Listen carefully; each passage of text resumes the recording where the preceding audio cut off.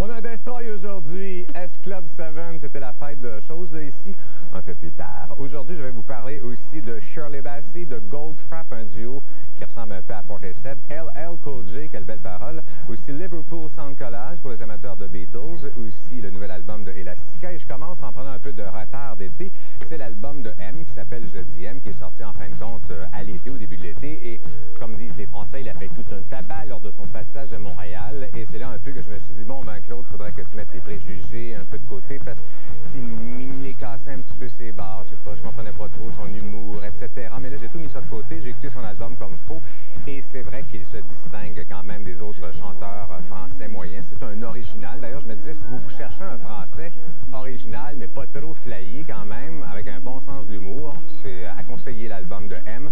Et en écoutant, je me suis rendu compte qu'il y avait du vécu, parce qu'il en a écouté de la musique. Il y a beaucoup de variétés sur son album. Il s'amuse, lui, sur ses 15 titres. Et il ne faut pas se fier aux singles ou aux vidéos pour se dire, oh, c'est dans ce genre-là, cet album-là. Non, non, non, ça se promène dans le jazz, le pop, la musique dance, le boogie-woogie. La 9e chanson, c'est une chanson latine. On dirait que c'est du Santana. D'ailleurs, c'est un bon guitariste, M. Et il y a même une version d'une chanson du groupe The Cure, Close to Me, qui est très fidèle à l'original, mais il a traduit les paroles, c'est intéressant.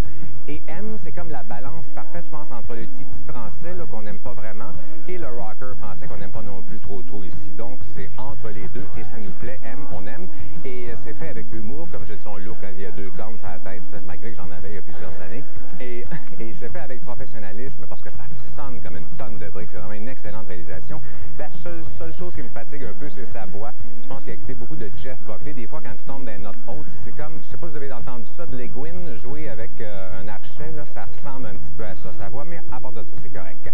Comme cote, un 7 sur 10 pour l'album de M. Si vous ne connaissez pas, portez attention. Voici le complexe du Cornflakes.